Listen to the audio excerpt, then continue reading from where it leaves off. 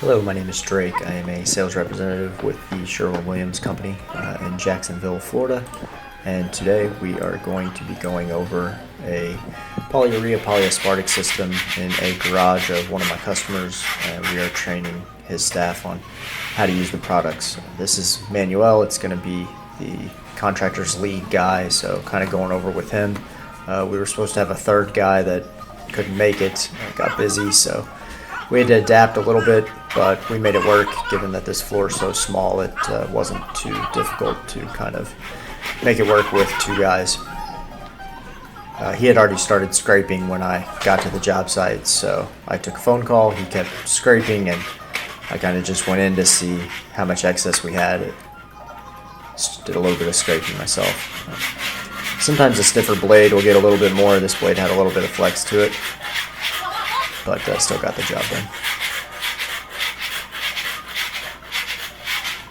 So you'll see that we kind of just did a little bit of scraping, and then we got a blower and blew out the garage floor.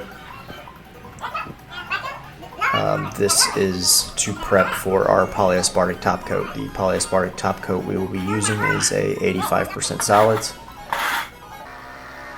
It is a two-part polyaspartic. There's an A and a B, and it is a 1-to-1 mixed ratio. So here we're kind of just blowing out some of the excess flake. You do have to be careful if you're doing this at a customer's house. You don't want to get flake all in their yard, and it can be kind of a pain to clean out, so you want to make sure that you kind of have some protective measures there at the front of the garage. We had a tarp. Given this was Luis's house, we weren't too concerned with the mess out front. We were able to vacuum it up and sweep it up and get it cleaned.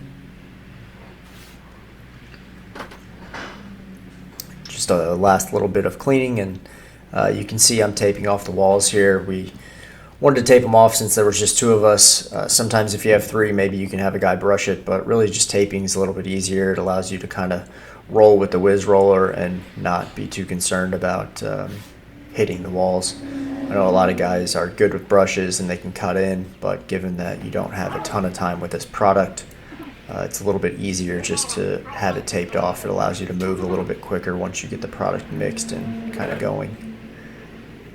So here we started to mix the product. We made 2 gallons, and that's about what I measured out.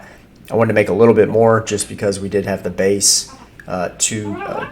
2 gallons should do about 270 square foot, which is kind of exactly what the garage was. We did have the little excess where you see me move the bucket, and the reason I moved to the bucket is actually because the floor was pitched, so the bucket wasn't sitting flat. You do want to make sure your bucket is sitting flat whenever you're doing your measurements. The components, the most important part of the job arguably is that the components are mixed correctly.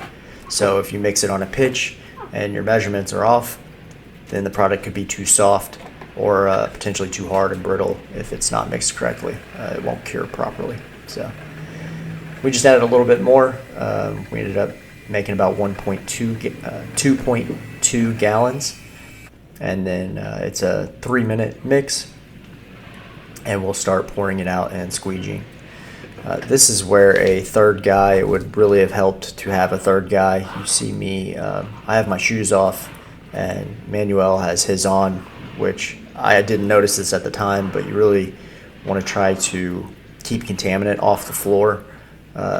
Not wearing shoes or wearing spikes is a much better way, just because when you're walking on and off the garage floor into the exterior, sometimes your shoes are picking up dirt and whatnot, so you don't really want that mixing in with your clear coat. I guess I didn't notice he was wearing his shoes, otherwise I may have said something. But back to having a third guy probably would have been helpful, because typically you would want, me squeegeeing to spread the product, Manuel cutting in the edges, and then a third guy that's either mixing product on a larger job to the square footage and back rolling kind of behind me.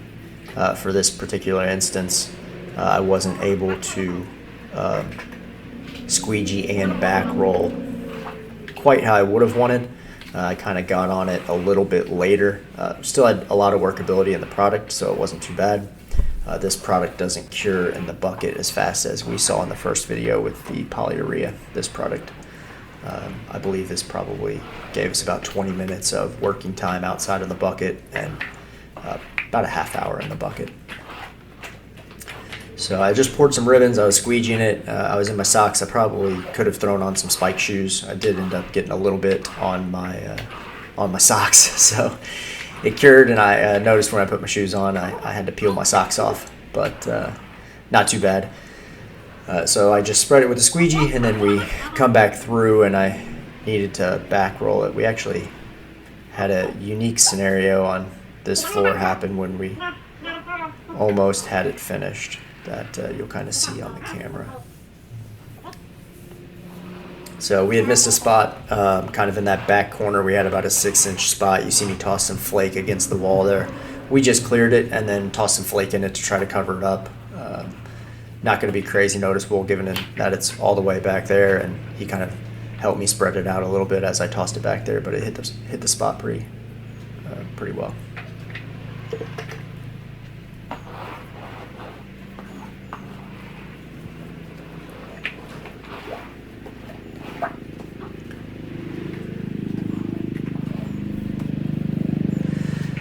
So again, this is probably about the time I would have liked to have a third guy that gets to kind of wet the roller out of that puddle that I just poured and get a nice soaked up roller cover, and he starts kind of moving the product around, making it a little bit more consistent throughout the floor.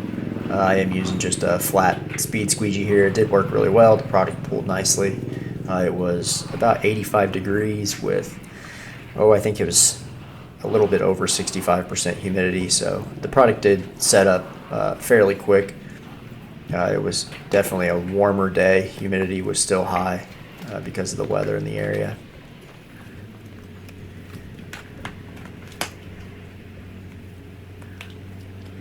But you'll see me kind of throw on some spikes here and get after it. And I think we can kind of touch, it is important to have a plan. Given that we only had 2 guys, this floor was pretty simple because of the size. It is a smaller floor, but it is very important to have a plan if you're going to do anything much bigger than this, and always have a plan.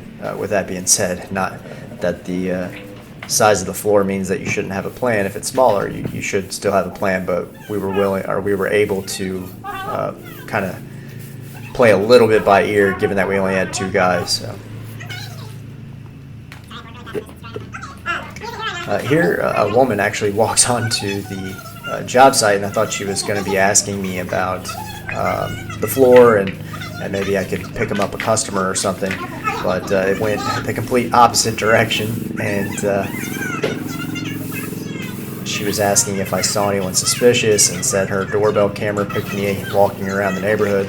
I was on a phone call walking in the street, kind of pacing while Manuel was scraping. I was getting away because it was loud, and she accused me of stealing her purse out of her car. So kind of an unexpected turn of events while doing this floor, and I kind of had to step off of it and lost focus a little bit to give her a card.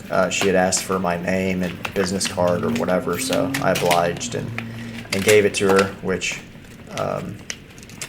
is a little bit of a regret now after the fact. But so you can see I kind of missed that spot almost closest to the camera.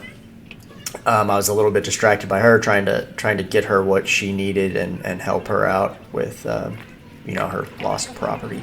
So we did miss kind of this front patch. I noticed a little bit after the floor. It did get some on it, but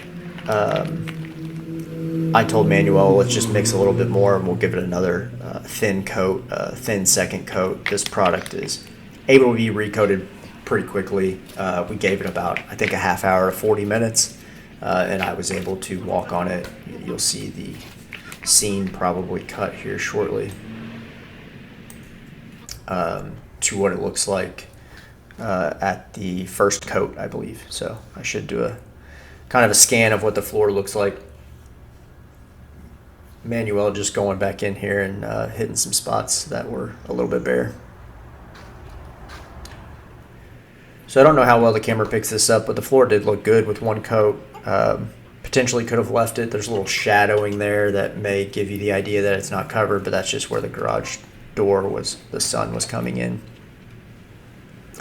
We did end up mixing a little bit, you see in the foreground there, and we just went ahead and did kind of a thinner second coat just to make sure that we had everything covered. Again, not a big issue. The product sets up fast enough to where you can get back on it pretty quick. The only issue with doing the second coat would be, more of a cost issue with the contractor. If they didn't bid it for a second coat, this product works fine with one coat. It goes on heavy bodied enough to where we don't necessarily need a second coat, but of course it's not going to hurt.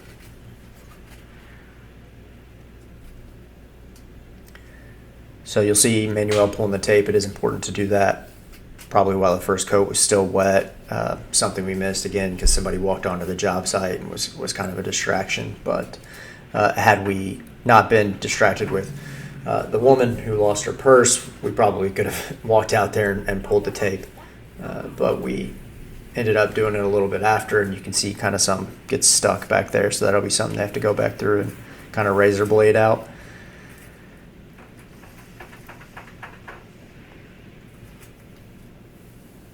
But we do a second coat, and